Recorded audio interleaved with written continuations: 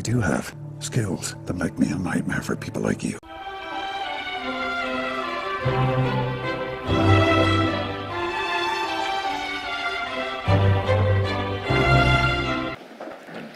Ms. Bellman. Tēnā koutou ngā komihana. As you'll see, Mr Chair, our next witness is already seated, Mr Whaawhekia Taito. Thank you. Please proceed. I will start, Mr Taito, by obtaining your declaration. Do you solemnly, sincerely and truly declare and affirm that the evidence you will give before this commission will be the truth, the whole truth, and nothing but the truth? Yes. Thank you. Talofa lava, Mr Taito. Before we begin, if I could ask you just to check that you have your statement in front of you that's signed on the last page, page 20. Yep. And could you confirm that statement is correct to the best of your knowledge and belief? Sorry? Could you just confirm the statement is correct to the best of your knowledge and belief? Thank you. Yes, it is. Mr Taito, I wanted to start by asking a little bit about your family background. I understand your family, your parents moved here from Samoa in the 1950s. Could you tell us about why it was that your parents wanted to move to New Zealand? I've mentioned before to you that they came here to with a hope, that they could earn some money. They found work, and I think generally to give the family a better step up in life, and really to return money back to Samoa to help the families back in Samoa. And whereabouts were your parents living when you were born? Greyland, in the city. And can you tell us a bit about what your upbringing was like there?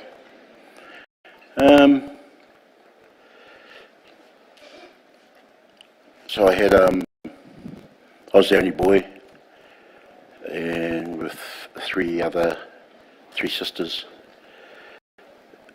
3 older sisters and 1 younger. And I guess pretty typical of Samoan families in that era. Just growing up, church was everything, and yeah, pretty much that was my life growing up. I was going to church and school and church, just doing, pretty much anything for your parents wanted you to do at church. Like we spent most of our time at church. It sort of became the central place of our being, really, And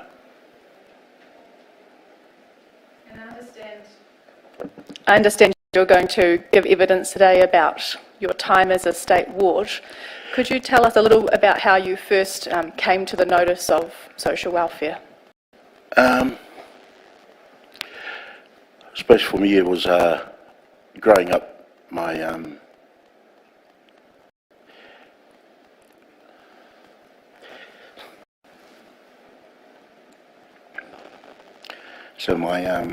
dad was a little bit of a strict man with his discipline. So growing up, I used to get disciplined quite a bit, and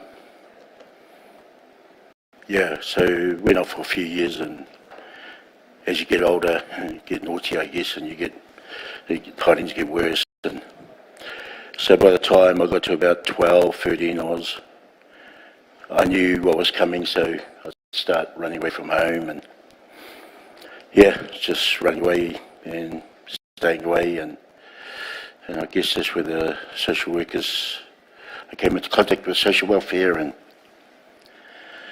they started picking me up and taking me back home, and I tried to tell them that they'd take me back home because I was just scared of hiding if you take me back home, and they sort of thought they didn't believe me. They said, that became quite a pattern. Me running away and them taking me back home, and they I could never get that, really. They never believed me. But anyway, as it was, it became quite frequent to the point where I got taken to what they called the Children's Board at the time. I was in Hampton Court on Federal Street here. Federal Street's never been a good place for me. But anyway, that's where I was at Hampton Court. Children's Board where, you know, you got walked in there and there was judges, ministers, and social workers, and everybody around this big table, and you were sitting at the end with a social worker who people were just talking about what to do with you, and yeah, probably I didn't understand a lot of it. Yeah, so that was me for a little while, and then they sent me to stay with into a foster home, and yeah, I got into a bit of trouble, serious trouble with the police, and yeah, I got charges, and they took me to, I'm not sure if it was called youth court at the time, but it was a youth court type down where the metropolis is now, and yeah, and then they made me a state ward. You mentioned some trouble with the police, and I understand there was a police team called the J team. Oh, they were on that children's board as well. Yeah, it was a J team. That's what they were called, the J team. They were like a police juvenile team that roamed the streets of Auckland with cops and social workers and youth workers. And just travel around and look for runaway kids or truants, and yeah, so yeah, it became quite well known to them. Yeah. And so you mentioned there was a court case over, I think, where the metropolis is now.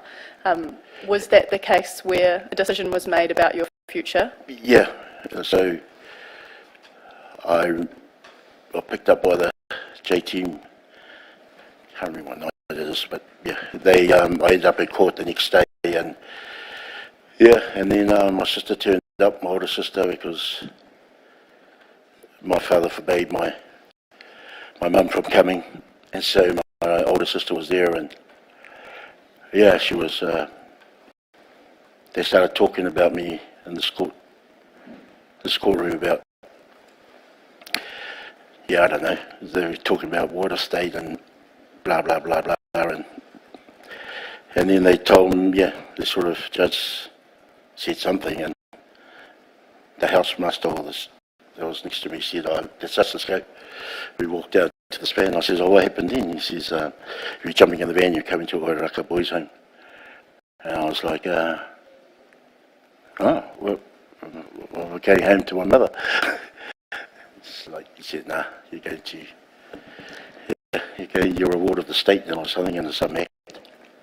So yeah, so so that was my introduction to the State Ward Act, I guess.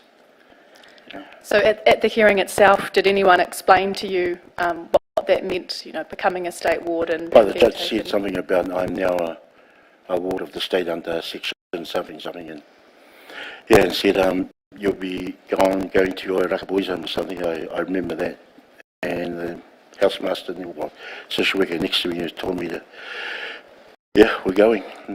Yeah.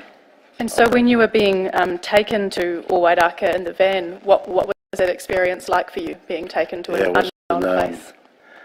Yeah, I kept telling the housemaster I wanted to go back to my mother's, go back home to my parents' place, and he said, "Nah, shut up, you're a fucking ward of the state now, you're coming back with us to Oiraka Boys Home."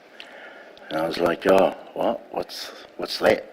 I didn't even know where that was, or yeah. Then he pulled up outside the security unit. Well, what I found it to be security unit, I didn't know what it was at that stage. So yeah, we jumped out and went into that dreadful security unit reception area. He told me to stay on this line, and yeah, just stood there and gave me my blankets and told me to, yeah, I was actually for a long time just standing there, not sure what to do, or nobody's telling me anything.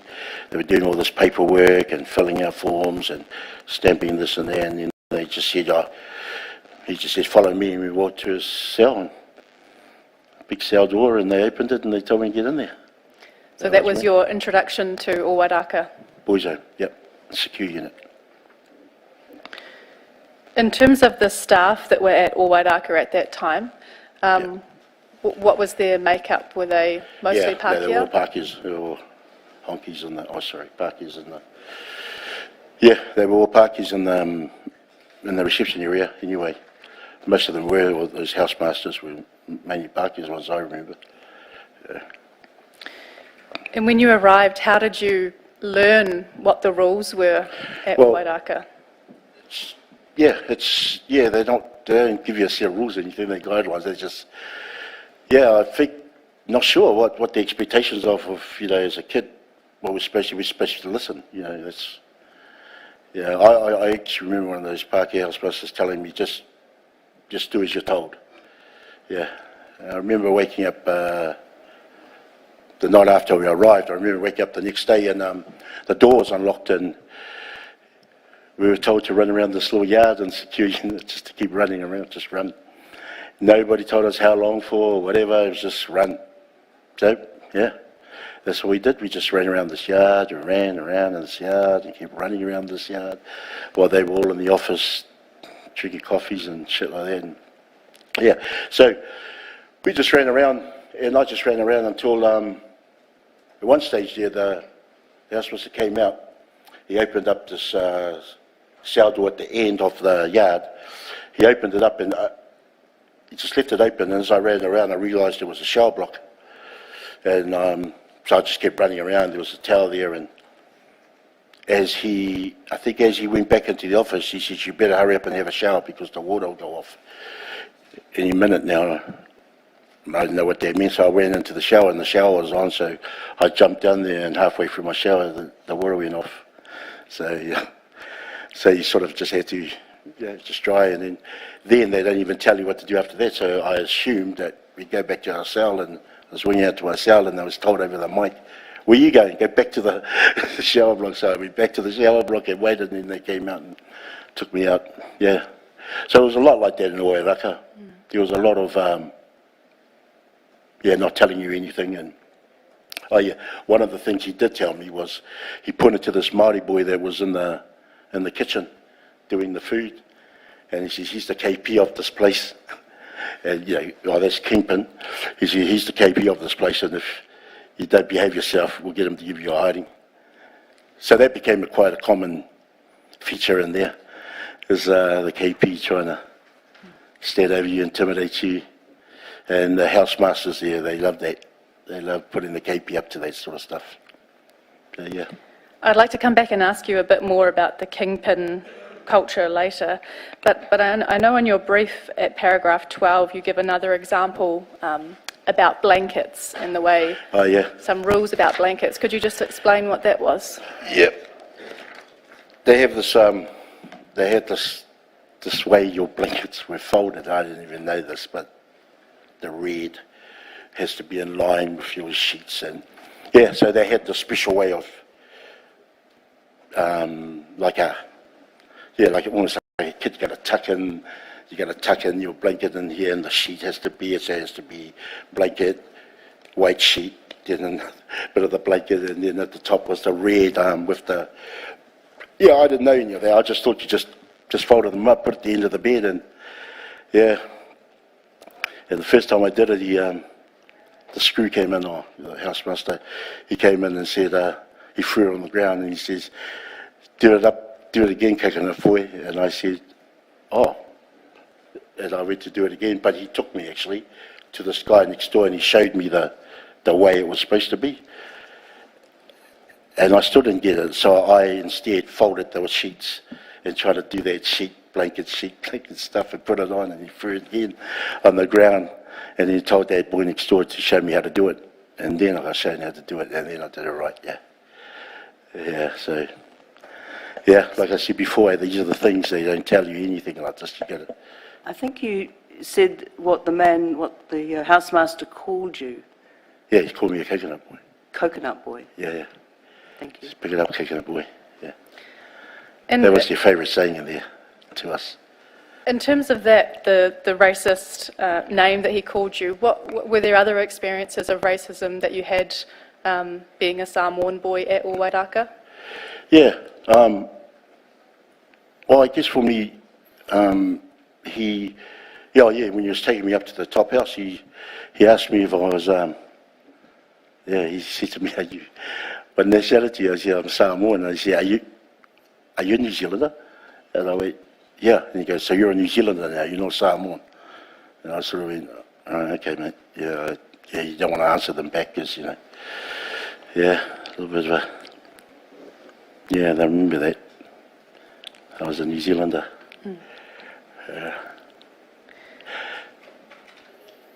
Now, in terms of the abuse and care that you experienced, I understand you weren't sexually abused at Wairaka, but you did experience physical abuse.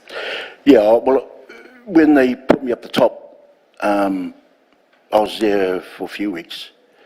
There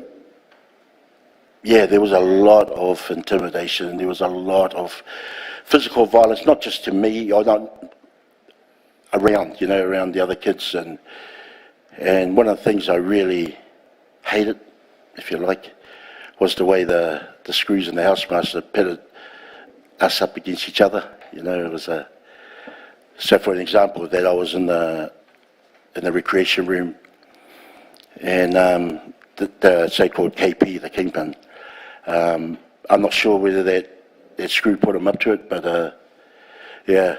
he said something to me. I didn't quite catch it, and I turned around to him and I said, "What was that?" And he hit me with the table tennis bat, and we started fighting. So I found out later that, what that all was all about was every time somebody new came in, and he looked quite big or fierce, or, the KP would try and dominate, and so we had a fight, and I was reluctant to fight back because there was a screw sitting there. But he seemed to enjoy it, so I started fighting back, and then they pulled me off him, the KP. So I went down back to Secure after that. So they had me back down in Secure, which, to be honest, I didn't mind it down there, because now I knew what it was all about, and it was better to be down there than up the top with all those. But yeah, so. In terms of the fighting amongst residents, we heard some evidence last week that the staff saw it as a form of entertainment. Yeah, well, I saw that a few times. And really it wasn't like noticeable, but the screws, if they're standing around, they're encouraging our boys to fight each other. Especially over little things like the table tennis table or the darts or the cards. You go and complain to them, and they'll say, "Well, do something about it." And so for me, Wairaka Boys Home was a scary place at first, but then you learn how to survive in there. So you have to, otherwise, you're going to get picked on, you're going to get, and I didn't see those housemasters, helpful at all in any way, trying to help us. In fact, I think they encouraged a lot of their violence, and because they used to have houses that backed onto Wairaka Boys Home, and so you had to go and do their gardening, fix it all up. And so, there was a lot of, and I remember, I think I told you this day, there was a lot of picking off kids to go inside the house and do work inside there, and I said to one of my mates who was a Kairan boy, I says, "How come they get to go in there? Why can't we go in there?" They say, "Oh, they just pick whoever to go in there." But as I learnt later on, things were going on in there. And you learn these things as you go through that system, and they end up in Waikiri or Bristol, and you see the same guys, same kids, grown up a little bit now, and you hear what happened in those places, and I said, "Shit," I said, "What happened, bro?" He goes, yeah. So, so I guess I'm lucky I never got picked to go inside the house. And you've told us about the staff involvement or at least awareness of residents fighting. Did you experience or witness any staff abuse of children while you were there? Oh, lots of dining room incidents where you tip your tray up, and I don't know why, but they're kids walk past and they'd be chipping the tray up and then they pick it up. And I don't know, a lot of that little niggly stuff, and it's just uncalled for. And I used to think, also you had to put your cups and saucers in such a way, on the table. And if you didn't, I've seen them flick it off the table and everything goes smashed and make them clean it up. And yeah, remember that cup and saucer trick. You got to put the handles inside the cups, and so you couldn't see the handles when they were sitting on the table. That sort of shit. It's like little stuff, but they flick it off the table. And hoary boy to a couple of my mates, just. Yeah, it was. For me, looking back at it, it wasn't nice experiences as kids, as that in that age group. And I think what it also does, it makes you look like angry. It makes you, you just think inside yourself, man, geez, you'd like to do something to them, but you can't, And so you're a later. And just one other aspect of while you were at Wairaka, you told us that you'd been picked up by social welfare for running away. Yep. And they'd sent you there. While you were there, what sort of education, if any, did you receive? While I was at Wairaka?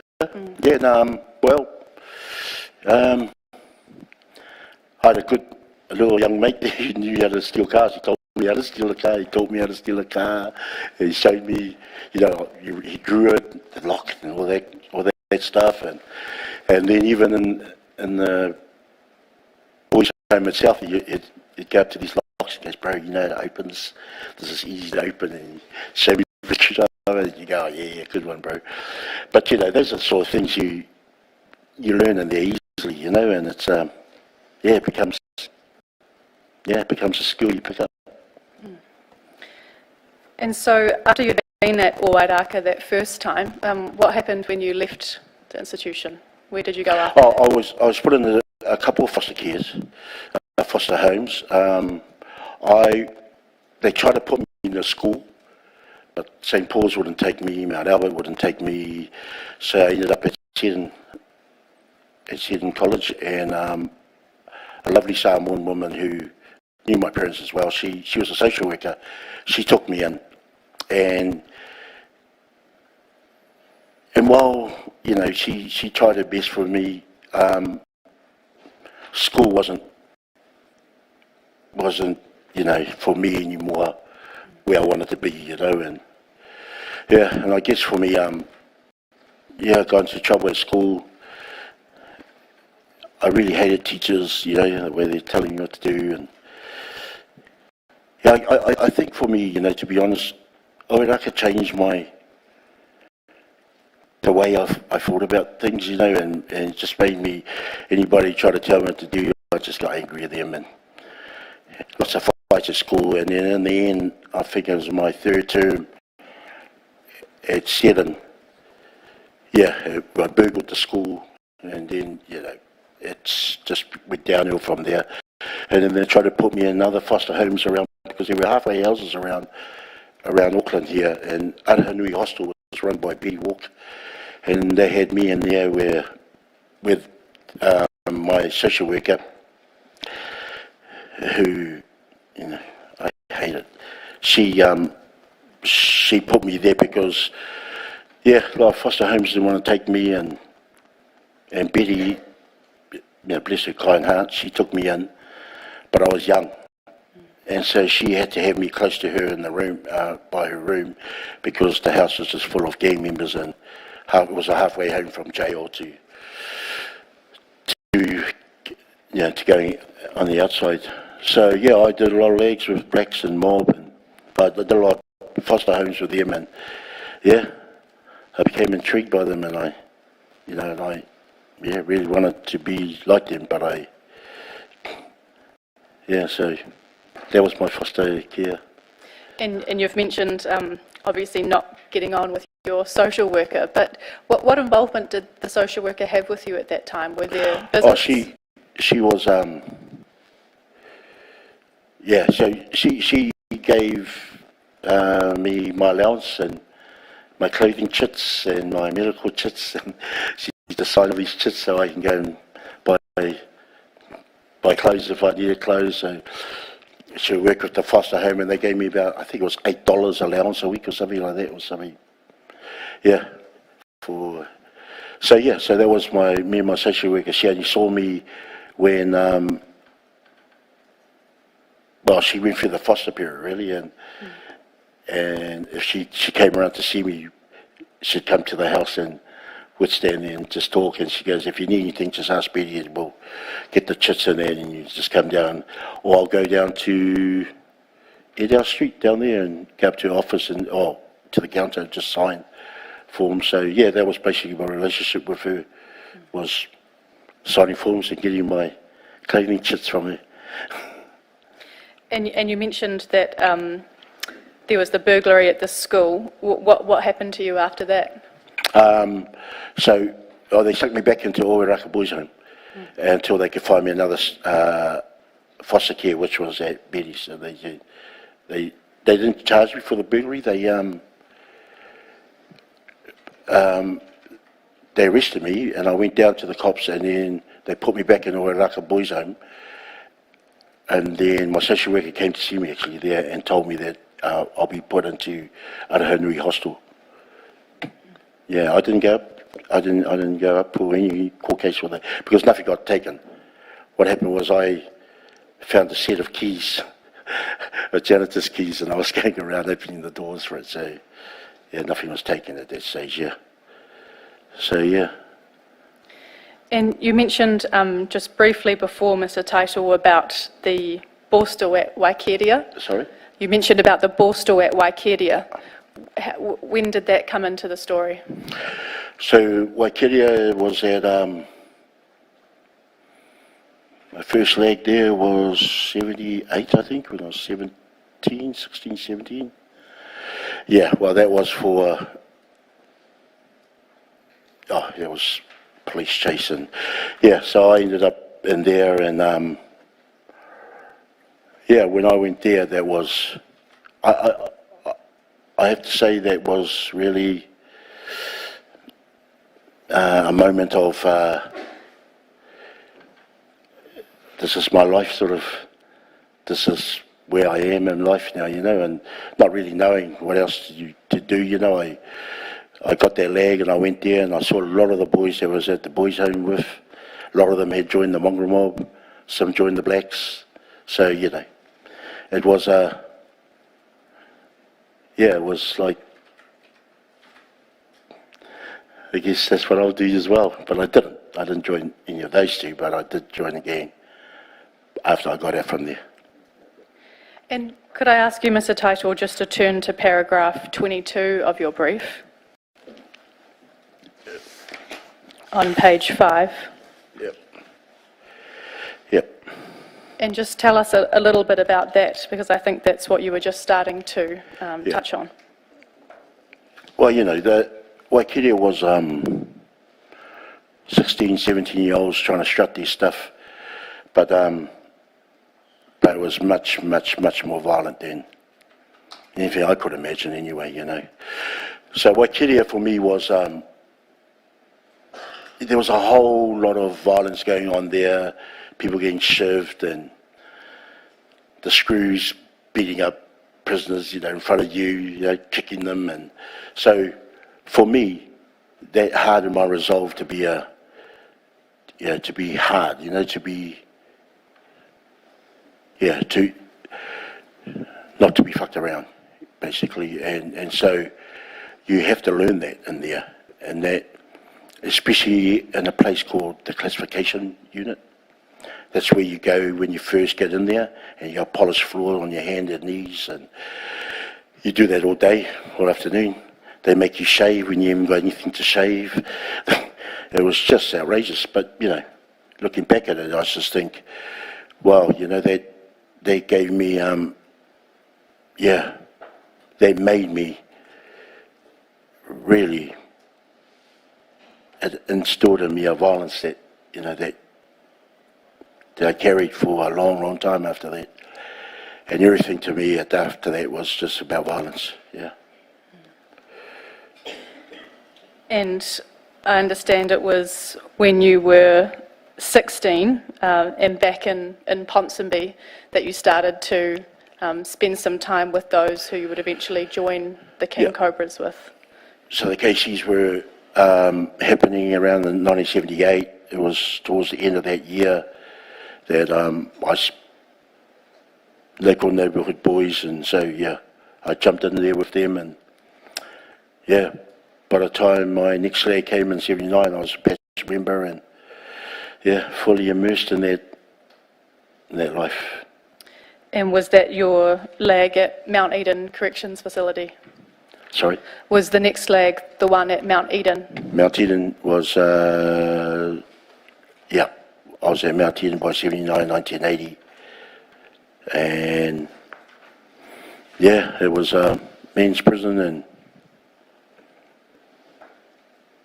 yeah, and I met those boys again from Waikaria.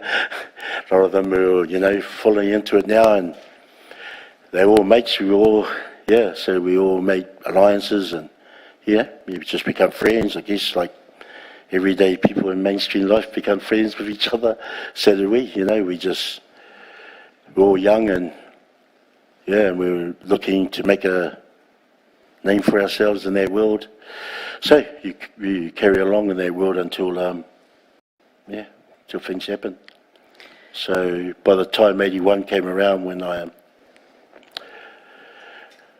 yeah, 1981, actually 1981, yeah. I got myself involved with a bit of a street brawl here in Queen Street here with the skinheads, and yeah, I got done for that, and yeah, got a lag for that in 1981. Also, Springbok Tour, I was involved with that, so I got that put on top of my time for the GBH on the skinheads. So in '82 I got sentenced. Yeah, I was well and truly immersed in that life.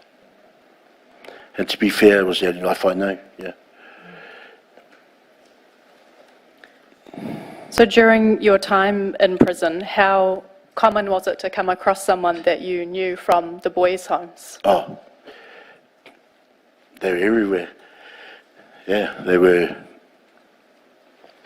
Many of my bros are the Māoris, not the island boys. There weren't so many in the beginning, in the '70s, '80s. Even in the '80s, there weren't that many. '90s, yeah, there was starting to be heaps, and then in 2000 there was even more. So for me, that prison started an association with a lot of my mates from the boys' homes, yeah, to establishing our roots and where we are in this world. And so during the time that you were, as you put it, immersed in that lifestyle and part of the KCs, how did it help you to have those connections in terms of knowing some of the boys who went on to similar lifestyles? Oh, you know, it was, it was great to have those alliances, you know, and it's good because, you know, then if trouble comes along, you're able to talk to them and, you know, try and negotiate something. But so it's sort of question yeah.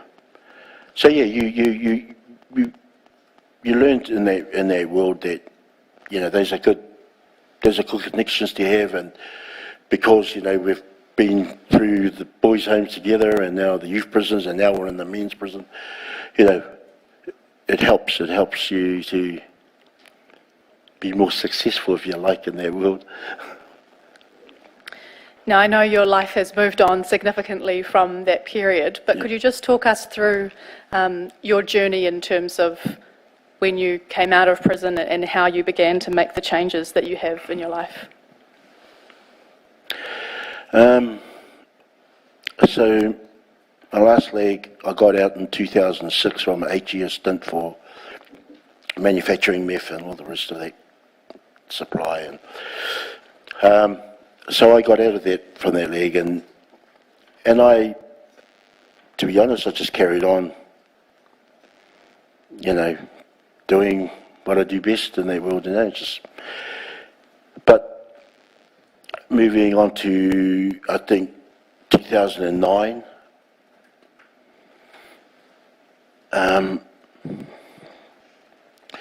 by then I'd been on the meth for about 10 years. Yeah, and yeah, it was affecting home life and also the one thing you learn in that world, for me anyway, and for a lot of those crims that were in that world, one thing you have to always understand when you're in that drug dealing world is that it's about the money, not the drugs. And when it becomes about the drugs, you're losing your way a bit, you know, and you should get back on track. But this P rubbish just really, it drives you nuts. And yeah, I was forgetting about what we were in there for the money. But so yeah, I realised I had to do something about that P. I had to get off it somehow. And so yeah, I made moves to step away from it with the help of my partner. And yeah, I pulled out pretty much. I just stepped away from it all and went through 10 months of withdrawal with the help of my partner. And yeah, and then I had to look to do something with the time. And was suggested I should go and study. From hating studying, now going back to study. So, yeah, we had a look at a bridging course at university called New Start, which allowed me, well, I didn't get the grades, but with the help from my mentor, Tracy McIntosh, I was able to get through and do the BA. And I double majored in sociology and Māori in 2014. It was a difficult time getting off the AP. I know you've mentioned, Mr. Taito, you had the support of your partner and your family, Yeah. you know, to go through that. Did you have any external support or any help from the state or other agencies during that period? Nah, it just had to. I mean, we're talking 2009 here, you know, that P stuff was on, you know, everybody's radar. You don't want to really you don't know what to ask, who to ask. And I didn't really want to ask anybody, and I just had to try and do it myself. I used DAC to help me come off it a little bit. You know, I had to use something, so I had DAC. I used DAC a little bit, and that helped.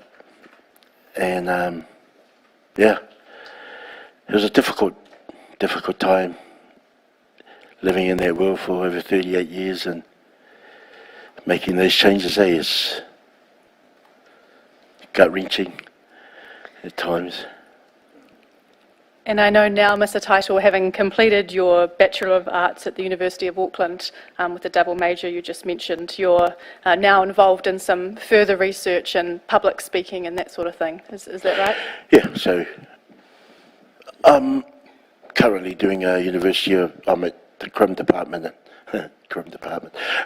I'm doing a research for the CRIM department up at the University of Auckland. It's Māori and Samoan collaboration of youth experiences with the youth justice sectors across 10 cities, America, Australia and here. So yeah, I'm doing part of that Samoan, on the Samoan side.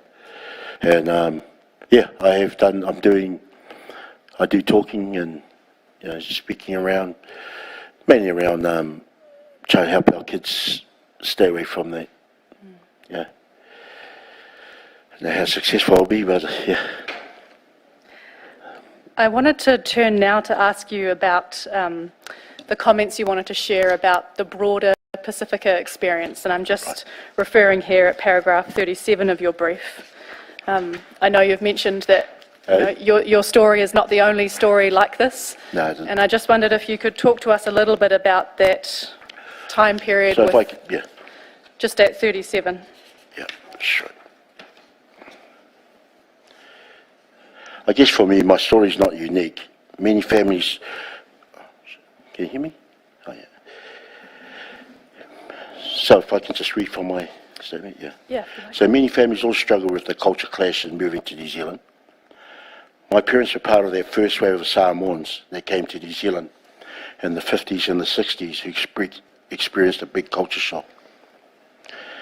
In Samoa, life was organised and regulated in accordance with the village structure and with oversight from the village council. Everybody knew everyone in the village, and there was shared understanding of the boundaries of appropriate behaviour. I just want to say in New Zealand there was a shift from the collective to the individual. While many Samoan families lived close to one another, the village... Taito, could I ask you just to go a little more slowly so that our stenographer and our signers can keep up? Okay. Thank you. Sorry. Also, I guess I'll just make my point of this rather than read that. My point I'm trying to make is that, looking back now, I know the struggles my parents went through, and I understand that, what my parents tried to do for me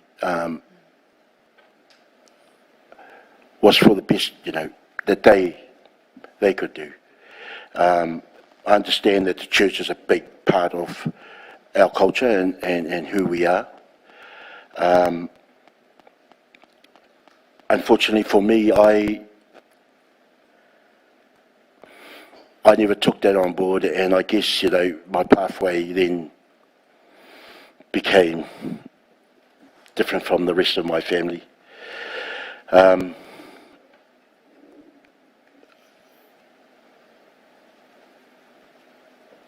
Yeah, sorry about that, but, I know my parents very well. For me, my father and I, we never got the opportunity, if you like, to talk about whatever happened. He passed away before I could get there with that point, talk to him about it. My mum passed away while I was in jail. So, for me, I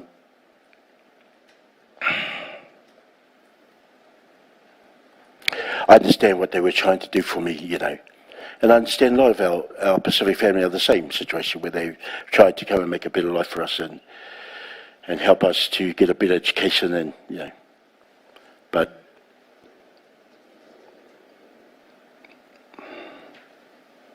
yeah, I don't want to do that. Yeah.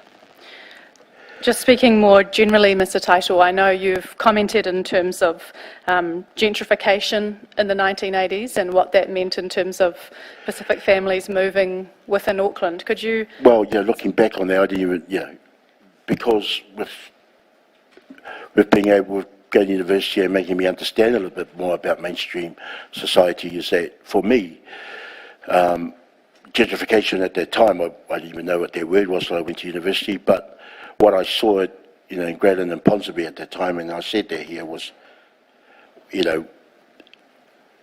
were pushed out of, the city to make, and into South Auckland where, they're marginalised areas. And as I see here, Pacific families were focused on earning money to send back home and to contribute to church, but were not equipped to succeed in the Palangi capitalist environment. So what I meant by that was our people really didn't understand the value of money or the culture of money, and they were vulnerable to Palangi institutions offering loans and saddled them with high interest debt and did not have the skills to navigate interest rates and investments. We did not benefit from economic growth during that period, but found themselves mortgaged to the hilt in South Auckland. And I think for me, that talking today, why I want to talk today, I don't want to read all that out, but what I want to talk today is to help, in the hope that it will bring a lot of our people out to talk about their experiences within the youth justice, with the Borsals of that, with what happened to them in the boys' home. Because I think, you know, personally, I think our voice will not get heard. And the reason why our people won't come to these sort of hearings like this, because it's the mana of our parents at stake here. And for, you know, it's the ma, that's the whakamā, that's the shame associated with this. And I even feel bad about having to talk about my parents like that. But, you know, I'm hoping that, you know, our voices will get heard amongst all this, and that you will do justice to our stories, and it doesn't get buried in the archives somewhere. And that I've listened to it last week and this week, and I think, you know, Pacifica will we won't get heard if we don't come out. It took me ages to do this, you know, to be able to come here and sit here, and because this is not particularly a good forum for us to do this in, but be as it may, it's the process. And I know you've spoken, Mr. Taito, in terms of losing some of your Pacific or Samoan identity, in terms of what the impact was for you of being taken away from your family, away from the church, and away from your language.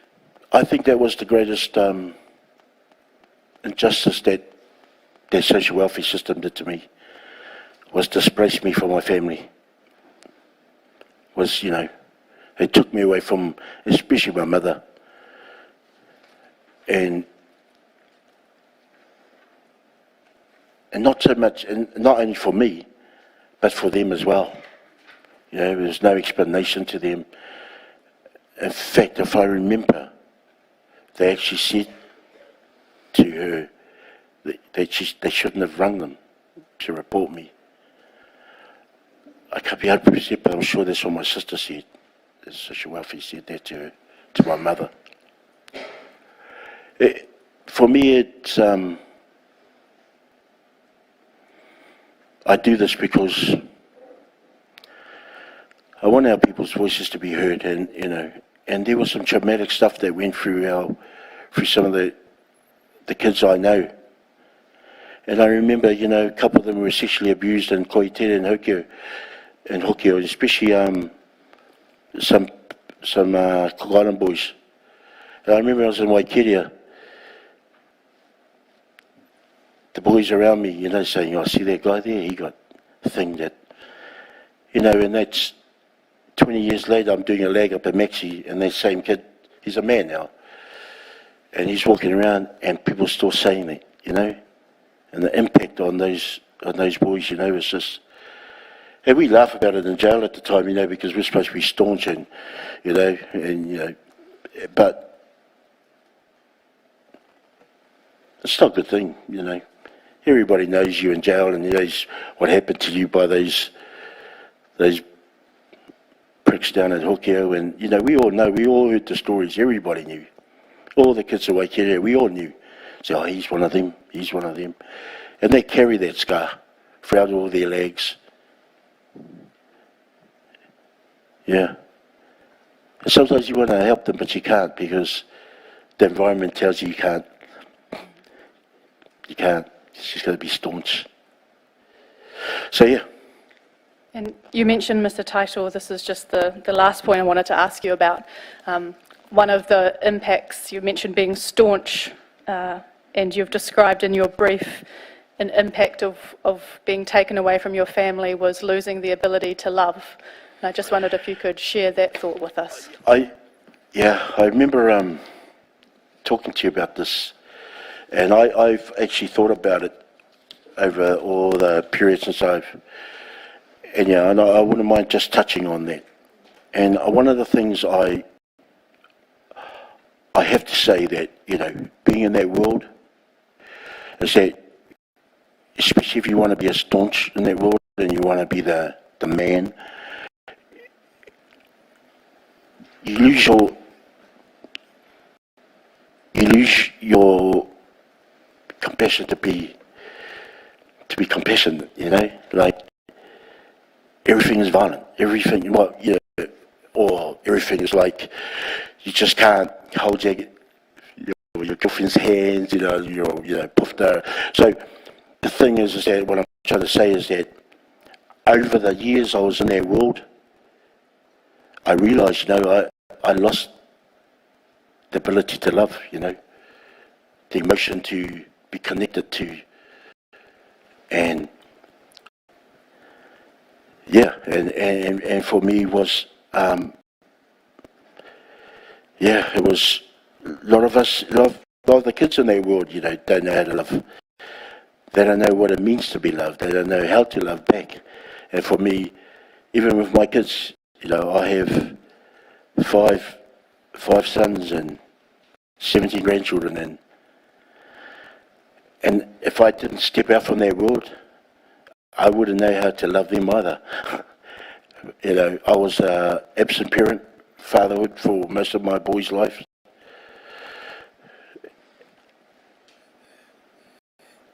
And,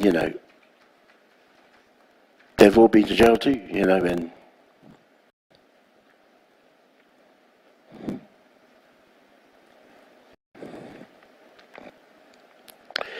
yeah. Thank you, Mr. But Taito. it's good. It's good. Just I before don't we... mind crying because that's part of love, I guess. You learn to be emotional. Tell you, it's hard life, their life.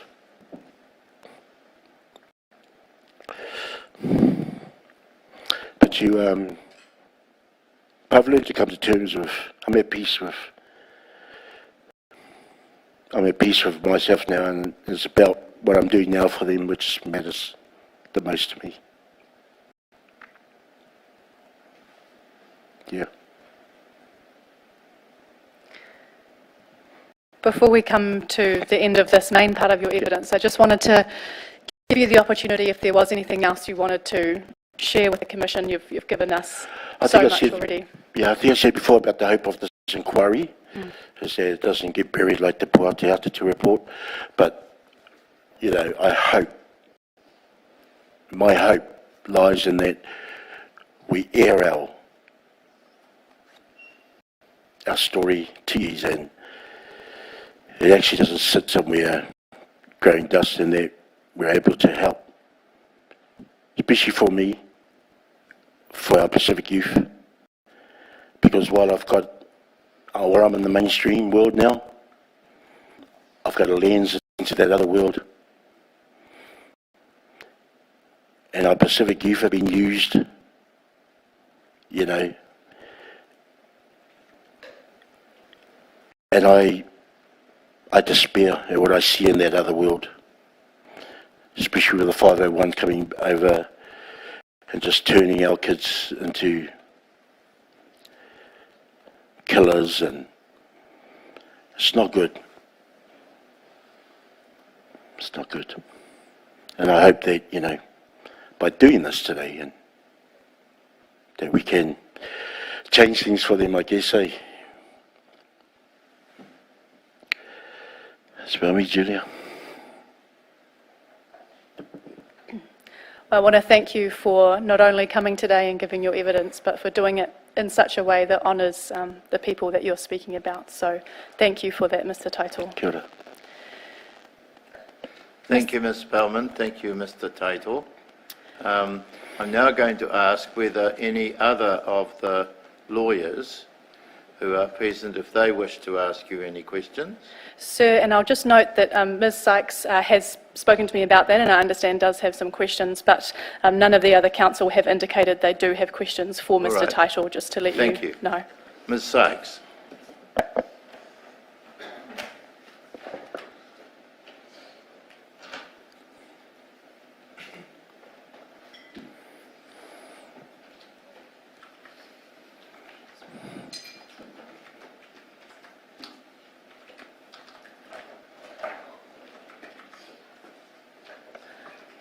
Kia ora e te rangatira.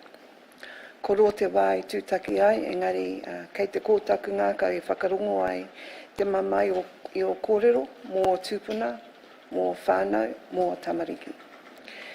He tino kaupapa tērā, I runga I te whakaro o te mate a one aroha tētahi ki tētahi.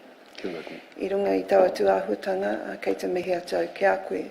Ka huri atau ki te roa o ngā reo, engari I maumahara au I te wā hei rangatira koe mo te Patu Squad, mo te Polynesian Panthers, me wērā tuāhutanga, ana ka huri au kia patapātai mo tērā wāhi o I taua wā. I wish to acknowledge that I've known you for a long time.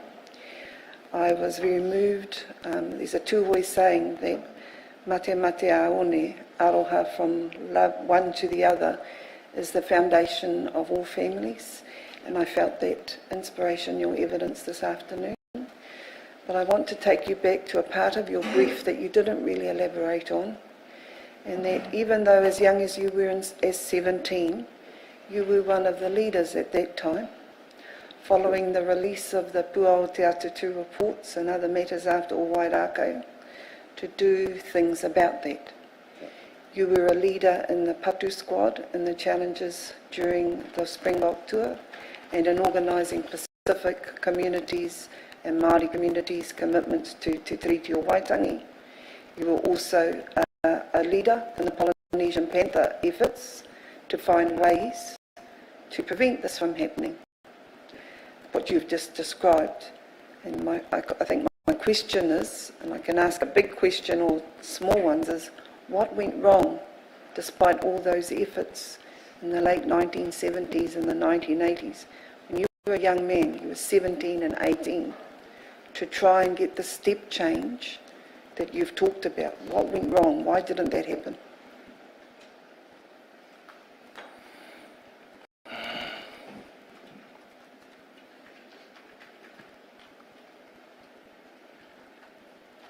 Sure, are you asking what happened to me? Why? Yeah. Yeah, I think, to be fair, I was entrenched in that other thinking, in that other life, and I just couldn't move away from it. So the problem is that even with decolonisation programs that you were part of, there was still a claw back to that other world. That world from boys' homes, Yep. to youth detention centres, to prisons. Yeah,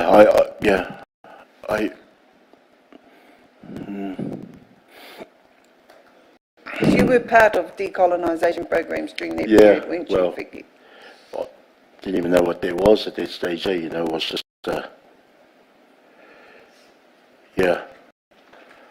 don't know, I can't really answer. I felt that was my pathway, that was who I was and where I was.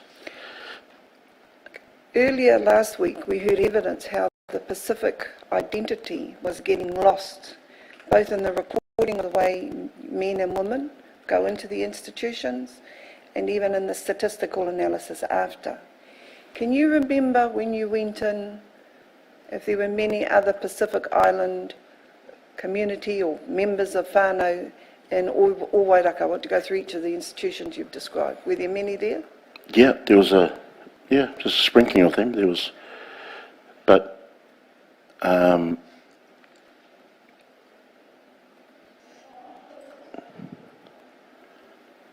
you asking me whether I knew they were islanders? Yes. Yeah, nah, I didn't know a lot of them. I thought a lot of them were Māoris, but then I found out later that someone, you know.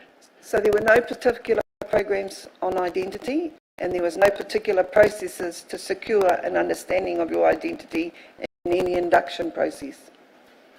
No, there's definitely no.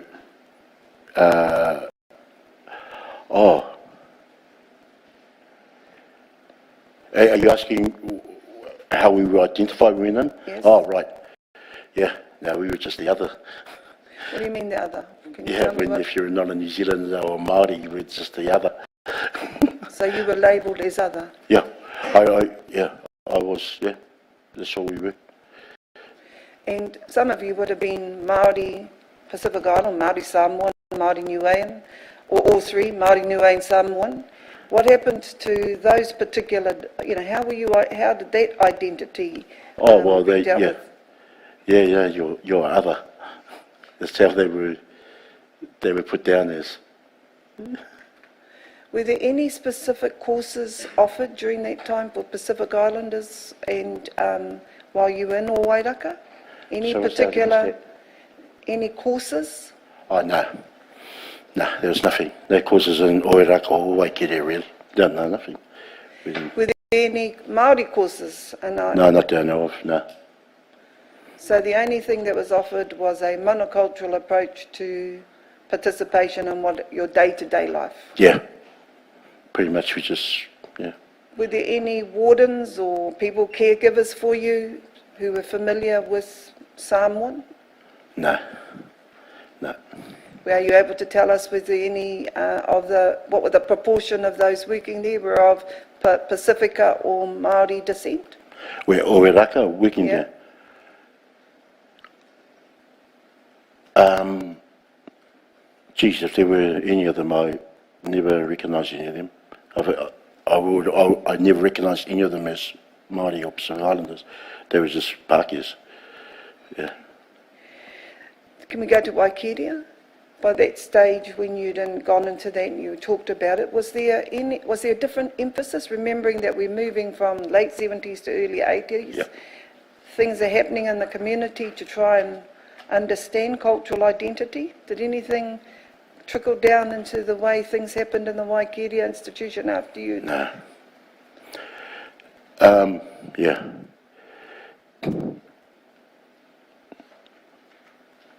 There were Māori wardens there, screws in, yeah, I noticed a lot of them in my Waikeria. Do they have culture groups? I know we had a culture group up in Mount Eden, a Māori, run by Ann Tia, and a Tia, but no, not Waikeria. And how much was the proportion of brown people in Waikeria at that time, Pacifica yeah, and Māori? 80%? Yeah, there was like most of the wing was. And no cultural programs at all for them at that? Oh, actually, no, I don't recall any culture practice, but I do remember Peter Sharples, Albie Williams, come down and talk to us in the, yeah. Okay. Now if we come back to Mount Eden, you've said that Anitia, and that was the old Auckland District Māori Council. That would have been Rangi Walker, Anitia, and the late Yep. Sir John Ture. They would have come in. Yeah, they came in to take us for Māori culture and do some cultural practices and And so there was Māori. What about Pacifica?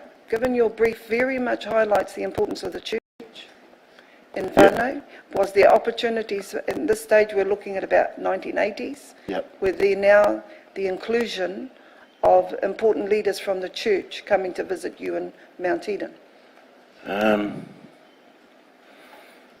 up at the Mount?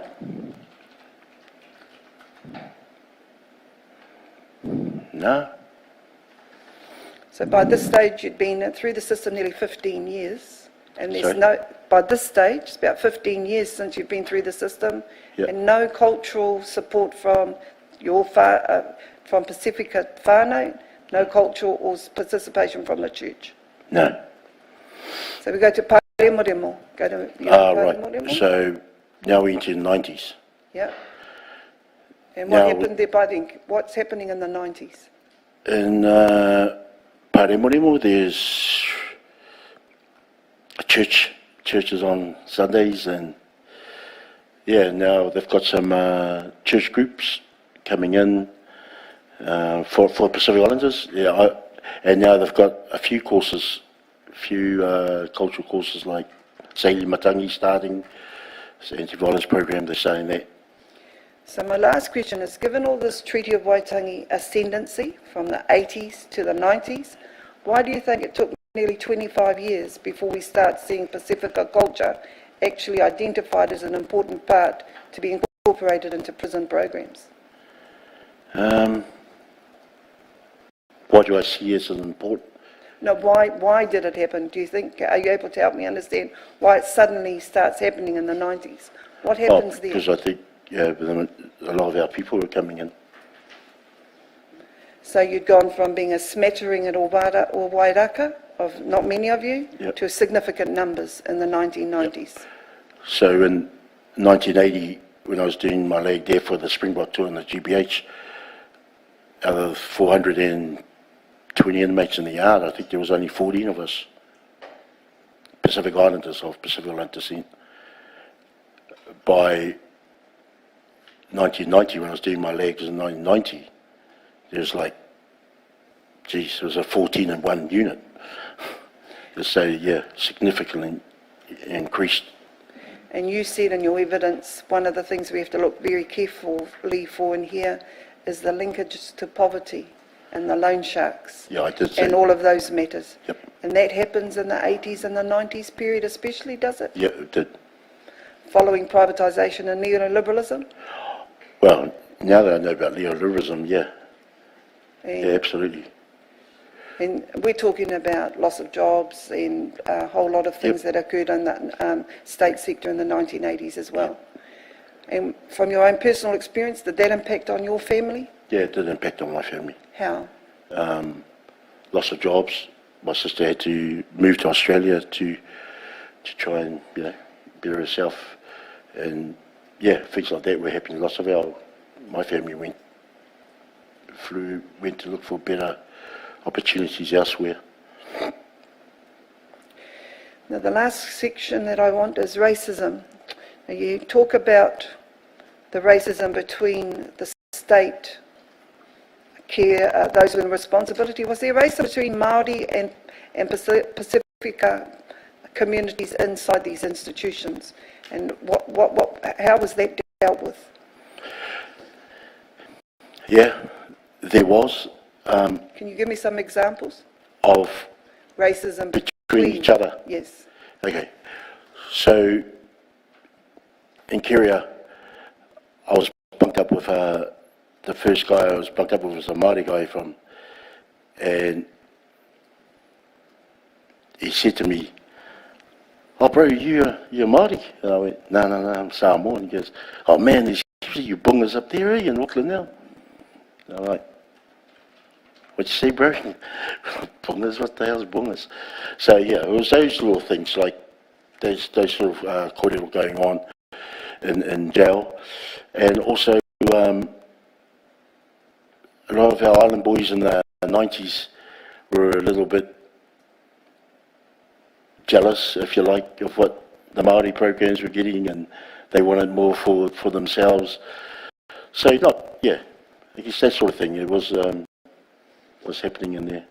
More recently, there's been the suggestion that there were fights encouraged between and amongst Māori and Pacific Islanders. Yep. Did you see any of that?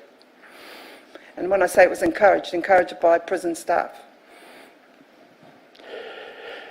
Let me say with the increase of Pacific Island inmates, this is my own observation, this is my own opinion, in the 90s, was because it also increased in Pacific Island and Māori staff, especially Pacific Island staff. There was a level of, if you like, jealousy amongst a lot of Samoans about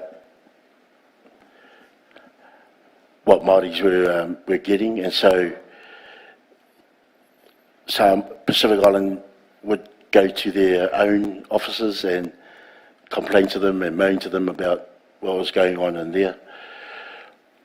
And also, our people, we're very, we don't have a pathway like the Māoris, like that pathway into that world.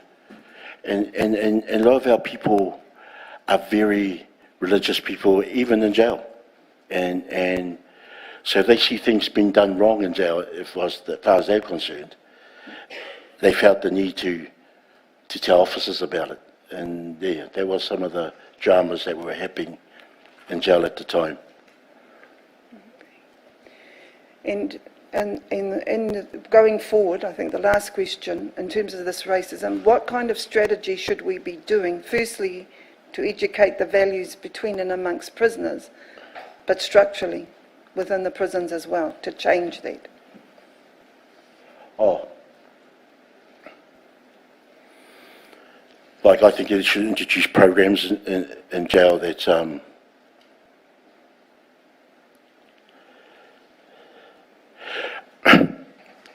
yeah, I'm not sure about that really. I've got my own ideas of what we should be doing to change the system, the way they operate in jail, but yeah, no, I'd have to think about that some more actually, yeah. Thank you. I don't have any more questions, but thank you. Kia ora, Nick. Kei te mihi ata kia koe. Yeah, Kia kia ora. ora. Thank you, Ms Sykes. I now ask my colleagues if they have any questions of you, Mr Taito. We'll start with Alimuamua Sandra Alofivai.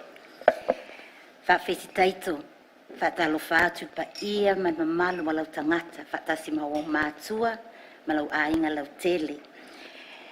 Ma lolo soi fo maumalangi mama. Ma lo le loto tele, ma le nau, o le lumana i le lei. A tato whanau whaatasi ma tato atu nungo nge New Zealand Aotearoa. Thank you for the courage and the honesty in which you shared your story this afternoon. Taito, you're going to be the first of hopefully many of Pasifika witnesses. We hear your cry that our people, Pasifika in general, may not come forward for a forum like this, but there will be other ways in which we can meet and talk. I hear your message really loud and clear about not demonising our parents, the faith and the culture, which are really like the strongholds of the triangle that led to the migration of our people to New Zealand from the Pacific back from the 50s onwards.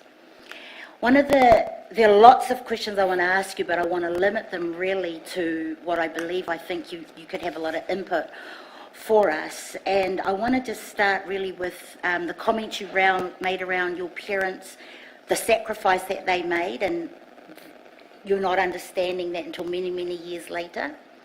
Because I think that's the experience of many of our young New Zealand-born Pacific children today. Would you agree? Yeah. Yeah. I agree. Yeah, not actually knowing the journey and the impact maybe of colonisation on our parents. Do you have a perspective on that, of the migration of Pacific to New Zealand back in the 70s and the 80s? Because your parents were part of that first wave that came across. Yep. Yeah. A perspective on colonisation on the Pacific, on us, or maybe Right. on just Samoans, yeah. So, yeah, I think, I personally, my opinion about why our people won't come forward is because Samoa's had a history with New Zealand governments, and one of the things I really believe is that our people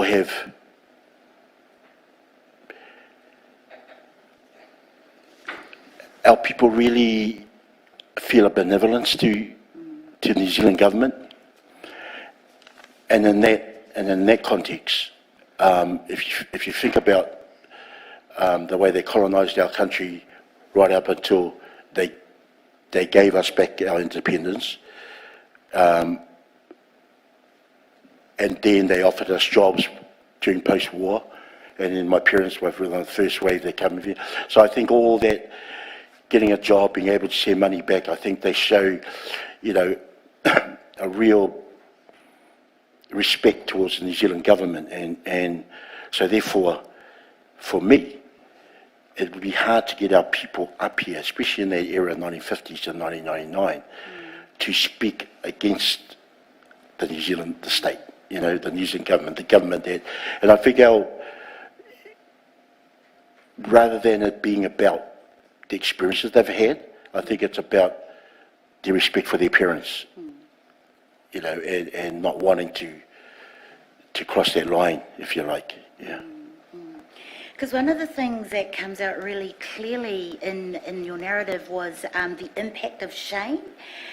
And I dare say that probably intuitively, one of the things we kind of understand in Pacific circles is that it's probably more heavier than, say, with Māori or with Palangi. Would you have a comment on that? Yeah, The way we carry shame. yeah. I think we, for me, my opinion on that is that I think Māori have a different relationship with Pākehā and Crown in this country, and it's based on that, and therefore they're always, you know, going to be push against them all the time. But I think we're different. We have a different relationship, and therefore, yeah, our approach will be different. But nevertheless, I feel as though, you know, I don't believe this, you know, the New Zealand government has been good to us. Our parents came over here and they worked hard too. Yeah, they worked hard for the economy of this country, and they, you know, so to say that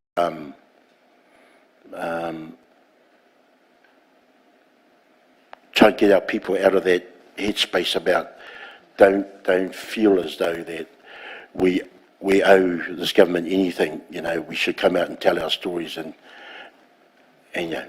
say it like it is.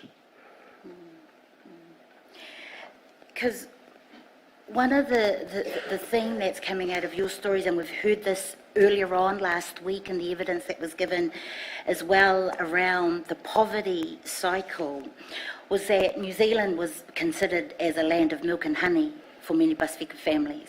So we had economic policies here that invited our parents, our forefathers, to come to work for the goodness of the land here.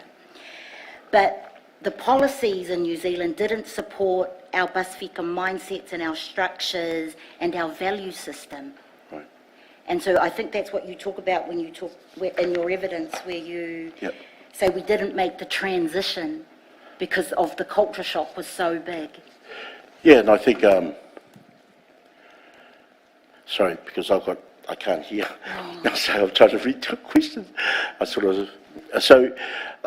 I guess for me, yeah, I was talking to you when I said in my evidence about we didn't come to grips with the value of money, and we didn't come to grips with how we should treat money or finances, because, you know, as a people that are collective, we worry about everybody around us. And I guess, you know, we send back money to Samoa, we feed our families, you know, and it's, yeah, we struggle. And the breadth of our families, I just want to come back to the evidence you gave when you first had to appear before the Children's Board. And you said there were lots of people at the table, judge, lawyers, social workers, and you were just sitting down the back with your social worker at the end of the table. Yeah. Was there any of your family invited? Had any thought been given to that in terms of supporting you, knowing that you were an island boy?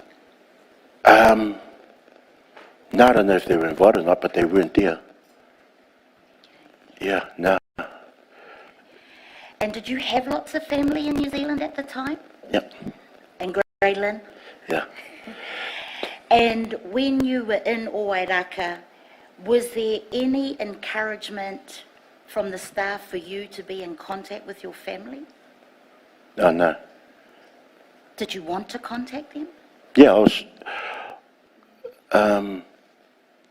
yeah, I did, but I didn't ask them, but, yeah.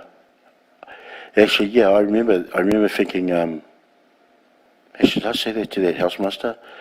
You know, could they ring my parents for me?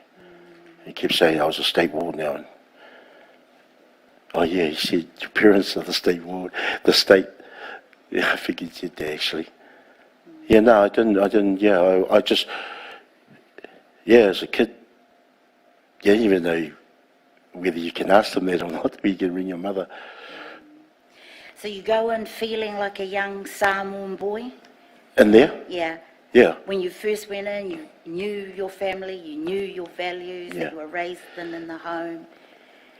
Can you remember at what point on your journey that you started to lose your identity, who you were as a Samoan?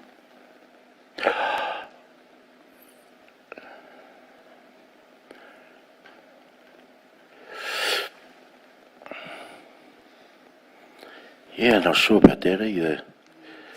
I remember that screw asking me if I was a New Zealander, and I said, no, I'm a Samoan. And he said, are you a New Zealand citizen? And I went, yeah. And he said, so you're a New Zealander? Yeah. I don't recall when, yeah, no, Sandra, to be honest, going back that far, Yeah. I can't even,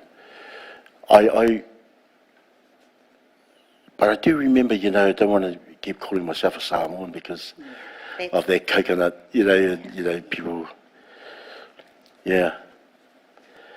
So it's just, you really want to be quiet in those places. So it was at some point when you were there in Owairaka? Sorry? It was at some point while you were there in Yeah. Owairaka? I think you just have a feeling of not wanting to say you're Samoan too much. Was it easier to just be in the other category? Yeah. Just go along with everybody else and what they're doing. So that was about survival? Yeah. Yeah, it's a funny thing, that survival, but you got to do it. Yeah. Thank you. I hope that answers Sandra. No. Thank you. Mr Gibson. Right. Judge Shaw. Thank you, Mr. Taito. I have no further questions for you. Thank you for your evidence. Dr Iruiti. Kei te mihi, tuki a koe, Mr. Taito. I have just one question about, I first want to thank you for coming and giving evidence and admire your courage and fortitude, and congratulations on your degree and all the hard mahi that you've done to come to this part of your journey. I wanted to ask about, you said with your P addiction, what type of rehabilitative counselling, drug and rehabilitation services were available to you when you were trying to kick the addiction?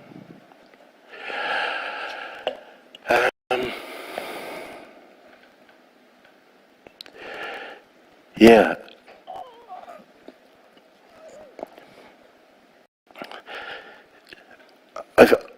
When I did it myself, I looked for no help anywhere, just from my partner. And I thought the best way to get off it, and I knew the only way to get off it, was to cut contact with that other world completely and wholly. And so I did that. Also, my sister was sick at the time, so I went in. It was a good opportunity to move myself away from that world, go in there and look after it, and just concentrate on getting it off. In respect to how I did it,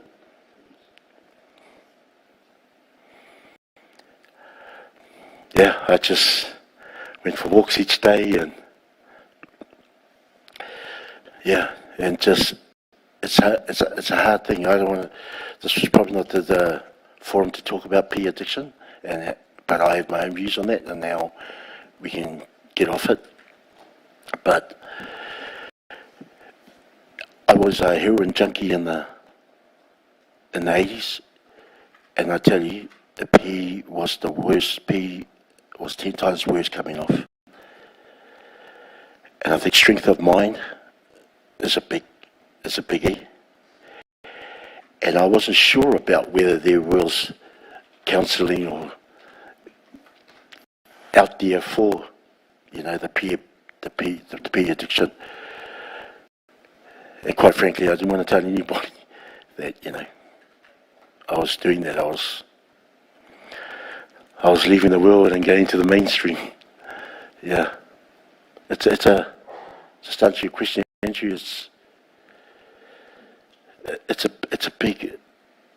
a big move, I tell you, a mindset move to leave that world and go into the mainstream world, especially when you don't know anything about the mainstream world, really.